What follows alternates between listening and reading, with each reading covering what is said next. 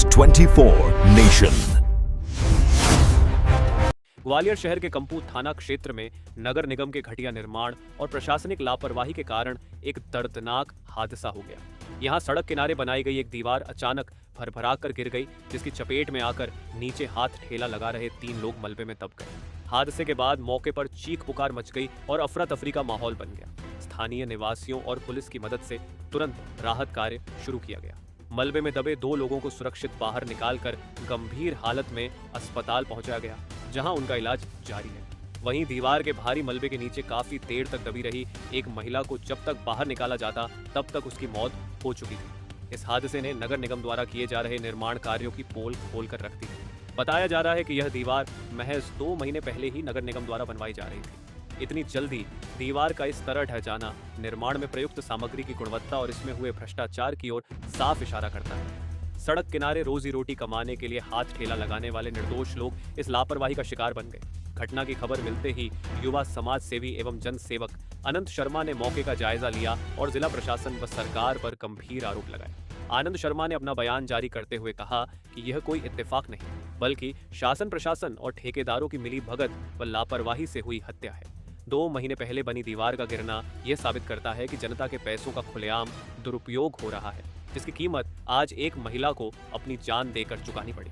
अनंत शर्मा ने जिला प्रशासन से मांग की है कि इस घटिया निर्माण के दोषी ठेकेदार और संबंधित विभागीय अधिकारियों पर तत्काल गैर इरादतन हत्या का मामला दर्ज किया जाए। इसके साथ ही उन्होंने पीड़ित परिवार को तुरंत उचित आर्थिक मुआवजा देने और अस्पताल में भर्ती घायलों का पूरा इलाज सरकारी खर्च पर कराने की मांग की है। फिलहाल कंपू थाना पुलिस ने मामला दर्ज कर आगे की कार्रवाई शुरू कर दी है। न्यूज 24 नेशन के लिए धार से तरुण की रिपोर्ट। भैया आज आप अस्पताल भी गए थे और ये नाके पर भी गए थे, क्या मामला है? देखिए, बहुत ही दुखद घटना आज अपनी ग्वालियर दक्षिण विधानसभा में हुई है और 3 लोग उसमें घायल हुए हैं, जिसमें एक हमारी बहन थी जिसकी मृत्यु हो गई और 2 लोग हैं जो अस्पताल में भर्ती हैं। बहुत ही गंभीरता का विषय है कि प्रशासन इसमें मौन है और प्रशासन ने एक बहुत अच्छा एहसान भी इन लोगों पर कर दिया है कि 10-10 हजार रुपए का इनको मुआवजा दे दिया है। तो क्या आदमी की जान की कीमत क्या 10 हजार रुपए ही है?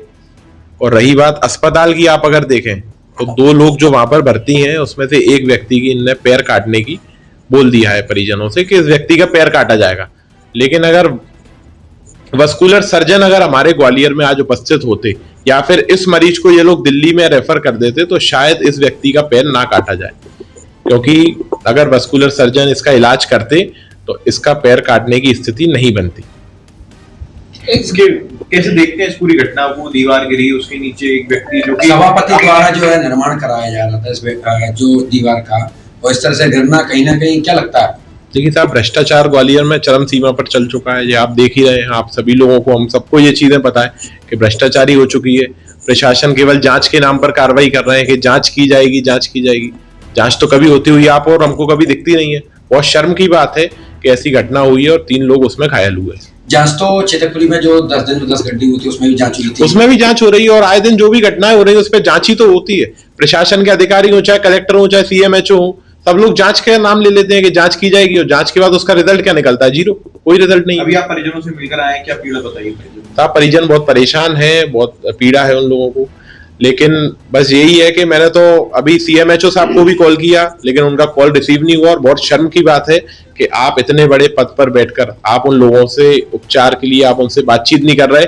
अगर आज CMHO साहब चाहे या फिर अधीक्षक जी चाहे JH के, तो उस व्यक्ति को दिल्ली रेफर करके उसका इलाज अच्छा किया जा सकता है और उसको पैर कटने से बचाया जा सकता है। लेकिन अभी तक प्रशासन उस चीज में मौन बैठा हुआ है। अभी आप क्या चाह रहे हैं इस मामले में? और आप मैं ये चाह रहा हूं कि सबसे पहले तो जो व्यक्ति है जिसका पैर कटने की इन लोगों ने कल बोल दिया है, सबसे पहले तो उस व्यक्ति को दिल्ली के लिए रेफर किया जाए।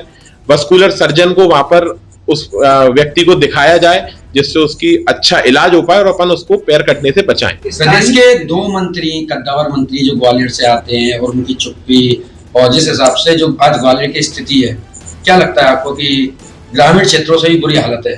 देखिए साहब, ग्वालियर की स्थिति बहुत दर्दनाक हो चुकी है, ये सभी के सामने है ये स्थिति। और रही बात नेताओं की, तो वो तो मौन है ही, वो तो केवल चुनाव के समय अपने सामने आते हैं और आपका और हमारा स्वागत करते हैं।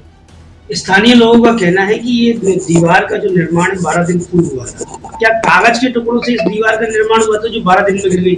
सबसे बड़ी बात ये है। देखिए, पहले तो इस जो दीवार जो बन रही थी इस पे पहले तो लोगों को सर्वे करना चाहिए था कि इस पे कैसे क्वालिटी का मटेरियल यूज किया जा रहा है। वो चीज का कोई सर्च हुआ नहीं, किसी लोगों ने उस पे विषय पे ध्यान ही नहीं दिया कि ये दीवार अच्छी बन रही है कि बेकार बन रही है, कि आगे चल के अगर ये गिरेगी तो इसका क्या परिणाम होगा। यही तो भ्रष्टाचार है। इससे पूर्व में भी निगम द्वारा जो सड़कें बनाई जाती है वो भी 10 दिन में उखड़ जाती है, आज 12 दिन बाद ये त्योहार उखड़ गई। आगे क्या माने कि निगम बिल्कुल भ्रष्टाचार में लिप्त हो चुका है या निर्माण कार्य के नाम पर ये जनता के साथ में? देखिए साहब, प्रशासन और सरकारें टोटली फेल काम कर रही हैं। चाहे सड़क की बात करें, चाहे अपन जल भराव की स्थिति की बात करें, किसी भी उस पर काम नहीं हो रहा। आज आप सड़कों की बात करें तो 4 दिन पुरानी बनी हुई सड़क, उस पर गड्ढे होने लगते हैं, वो सड़कें टूट जाती हैं, धंस जाती हैं। अभी तो ग्वालियर में बरसात अच्छे से शुरू ही नहीं हुई, आगे चल के बरसात होगी तो फिर अपन को वो स्थिति का सामना करना पड़ेगा। पीड़ितों की FIR लंबी क्यों खींच